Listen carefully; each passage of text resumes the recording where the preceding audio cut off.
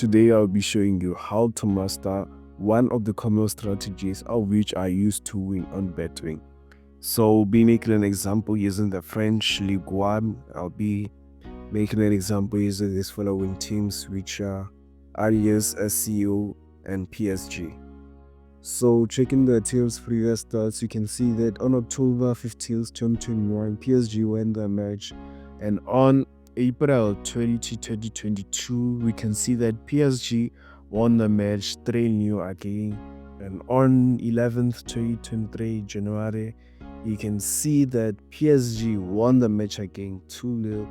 And on April 21, 2023, we can see that PSG won the match again 2-1. And on November 9th, 2024, we can see that PSG won again. So the strategy of which you are talking about is the one which tells us this team is going to win the rest of the match, or that team is going to win or draw. So here, using this strategy, you just gonna, by my perspective, I would choose the PSG to win, because you can see that PSG won 5 times in a row, so there's a higher chance of you winning your bet.